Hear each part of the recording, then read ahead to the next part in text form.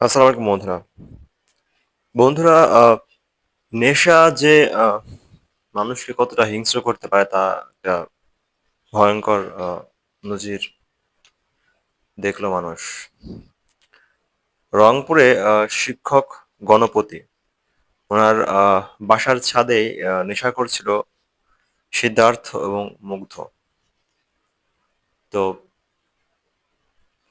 নেশা করা অবস্থায় গণপতি সেটা দেখে ফেলে, প্রতিবাদ করে, আর তাই যেন তার জীবনের কাল হয়ে দাঁড়ায়। সঙ্গে সঙ্গেই ছাদে শুকনো রাখা গামছা, সেই গামছা দিয়ে গণপতিকে গলায় আহ, চাপ দিয়ে মেরে ফেলা হয়। স্বামীর মানে শব্দ শুনে তার স্ত্রী এগিয়ে যায় ছাদে কি হয়েছে দেখার জন্য। এমনকি গণপতির স্ত্রীকেও গামছা পেঁচিয়ে মেরে ফেলা হয়। মার চিৎকার শুনে তার বড় মেয়ে পার্থী চক্রবর্তী এগিয়ে যায়, তার বড় মেয়েকেও মেরে ফেলা হয় দড়ি পেঁচিয়ে।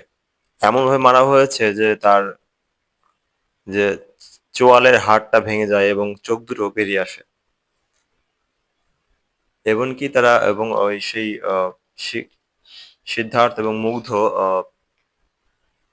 নিচে রুমে এসে তার ছোট্ট বাচ্চা তাকে বালিশ চাপা দিয়ে মেরে ফেলে এবং সেই বাসায় গোসল করে সকালে নাস্তা করে তারা বেরিয়ে যায় তারা বদ্ধ করে। তো নেশা এতটাই ভয়ঙ্কর। বন্ধুরা, সেই সিদ্ধার্থ এবং মুগ্ধ তাদেরকে পুলিশ অ্যারেস্ট করেছে এবং আমরা তার দৃষ্টান্ত শাস্তি দাবি করব সরকারের কাছে। আর যারা মারা গেছে তাদের রুহের মাগফিরাত কামনা করব।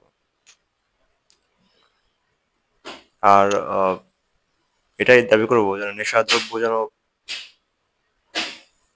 আসলে নেশাদ্রব্য কখনোই চাহিদা কমেনি এবং নেশাদ্রব্য কমছে না কোনো মতেই। নেশাগ্রস্ত মানুষের সংখ্যা বাড়ছে, কমছে না। এটা শেষ কি হবে সেটা আমরা জানি না।